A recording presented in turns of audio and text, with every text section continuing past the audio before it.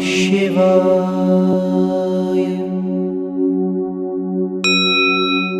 Om Namah Shivaya. Andhaka was very furious that somebody has not followed his command. Somebody has insulted him, in fact. So he attacked Lord Shiva with his army. Lord Shiva had many of his Ganas with him. They routed the whole army of the Asuras, and Andhaka had to run for his life. Meanwhile, Lord Shiva told Mother Parvati that I have to go. I have to do much more penance. This war has created a lot of disturbance. So I will go. I will be doing my penance, but don't worry. Viraka is here. He will take care, he will protect you, and I will be back. As soon as my tapasya is over, I will be back. So Lord Shiva went to do his tapasya. In the meanwhile, Andhaka regrouped himself, gathered many more demons, etc. And he attacked. Virak is one of the prominent Ganas of Lord Shiva, who had defeated Andhaka before, the first time. But second time when Andhaka regrouped and he attacked, a lot of the Ganas died, and Viraka was buried under a huge pile of weapons that he could not get up, and Andhaka had secured a victory, temporary victory. So Andhaka was about to enter the cave where Mother Parvati was, and Mother Parvati understood what has happened. So she invoked all the female powers of all the gods. So Brahmani from Brahmaji, Narayani from Vishnu Bhagwan, Indrani from Indra, in that way. Even from Vinayaka, Vinayaki from Vinayaka, from all the gods, their female counterparts, they all came to the cave. All of them were armed with various weapons and were very charged up, wanted to destroy this whole army of Andhaka. So a terrible battle was fought. Andhaka's commander, Gila, he was commanding many of these demons, and there was a very terrible battle that was fought. In between that battle, Lord Shiva returned. And when he returned, Mother Parvati and everybody got most charged, and they fought much more valiantly, and they defeated Andhaka and his army. Lord Shiva praised Mother Parvati for her courage and thanked all the other divine forces which had come from all the devatas. Parvati Devi, she also honored Viraka because he had also fought valiantly. He protected her. So everyone returned to their abodes. Mother Parvati and Lord Shiva, they went into the cave in the Mandar mountain itself. But this Andhaka was not going to give up. He charged the third time, and this time he had a demon with him called Vidhasa. With Vidhasa, he once again came to Mandar mountain, but he couldn't find Lord Shiva and Mother Parvati, so they thought that they must be in the cave. So they sent a messenger in the cave, but Lord Shiva said, I am not sending Parvati back. Tell him if he wants to fight, let him fight. This time Lord Shiva invoked all the divine forces. So Brahmaji, Vishnuji, Indra, Varuna, Vayu, all of them they came. A huge battle just began. But Vidhasa was a very mighty demon. And what he did was he swallowed the entire army of the Devas, including Brahmaji and Vishnu Bhagwan. Only Viraka was left. Viraka ran to Lord Shiva to convey the message that the entire army is swallowed up by this demon. Please come out, O Lord, and save us. So Lord Shiva and Viraka, they came out. Bhagwan was smiling, he was laughing away. He came out, but he was very resplendent, and his light and his glory and his power spread all around. Viraka was trying to kill Vidhasa, but Vidhasa opened his mouth and Viraka also went inside. So only Lord Shiva was left out there. And Bhagwan didn't have to do anything. He just had to chant the mantra, whereby whatever is gone inside can come out. And this Vidhasa could not control. The entire army, including Viraka, all the devatas, everybody came out. There was a massive battle. All the asuras were vanquished. And there was finally a battle between Andhaka and Lord Shiva. Because Andhaka was not one to give up. Suddenly, out of his every drop of blood, many Andhakas got created. Lord Shiva took his Trishul and attacked Andhaka, and simultaneously so many Andhakas which were there, all of them were killed by that many Trishuls. The original was left alone.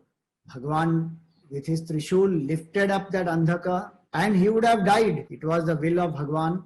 Andhaka transformed. When the Trishul of Lord Shiva hit Andhaka in his chest, and Bhagwan lifted him up. He was hanging on the Trishul. He sought forgiveness. He said, I am very sorry. Please forgive me. I should not have done what I did. You are the Supreme Lord of the universe. My hatred has transformed into devotion. My arrogance and pride is completely humbled. Please, O blue-necked one, O Nilakantha, please, you are most compassionate. Forgive me, please. Bhagwan also forgives him, and he praises Andhaka's courage and also asks him to seek a boon. So Andhaka says, O Lord, please make me one of your Ganas. I seek forgiveness from Mother Parvati also. I looked at her in inappropriate ways. I am very sorry. May she not be angry upon me anymore. Mother Parvati also forgives him, blesses him, and Bhagwan Shiva also initiates him into the Mahamrityunjay mantra. So Andhaka is very pleased. He prostrates to the Lord, and Bhagwan blesses him that he comes to realize how he was born, how he was given to Hiranyaksha, and it is because of the company of Asuras that he transformed into Andhakasura. And now that he has surrendered to Lord Shiva, from Andhakasura he again came back to Andhaka. And in this way, Andhaka came to know who his real father and mother are, and he prostrates to Lord Shiva and Mother Parvati and has their blessings. So Lord Shiva and Parvati don't have only two sons, they have three: Lord Ganesh, Lord Kartikeya and Andhaka. So Bhagwan did not kill Andhaka, but he destroyed the evil tendencies in Andhaka. Destroyed his pride, destroyed his arrogance, destroyed his hatred. That is how he transformed Andhaka. So Bhagwan does not kill the demons every time.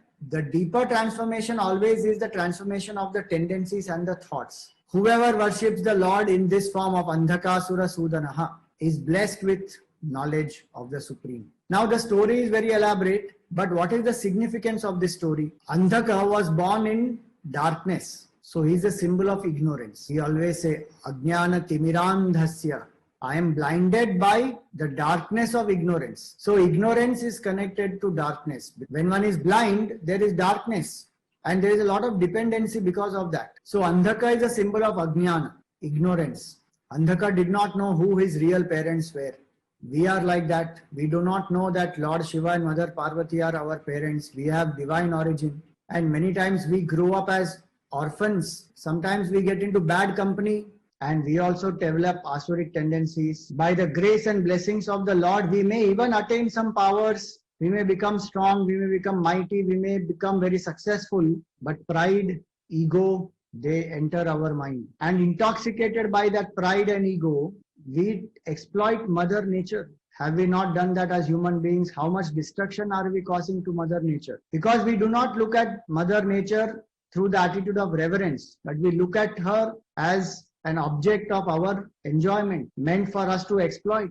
Whenever we do that, Mother Nature punishes us. Like Mother Parvati invoked all the divine forces and vanquished Andhaka.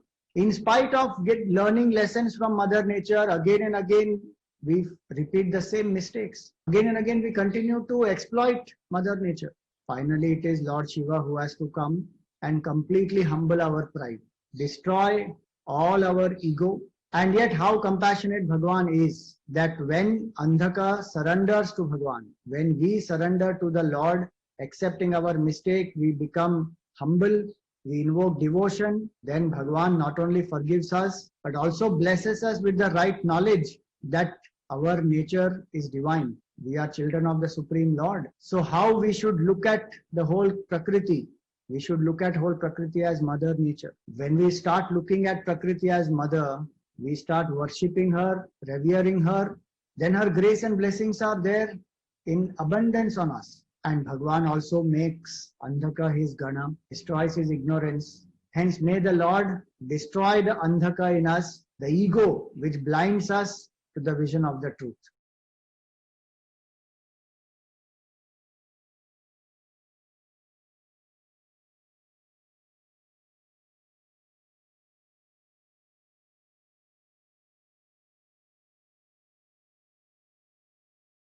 Om Namah Shivaya.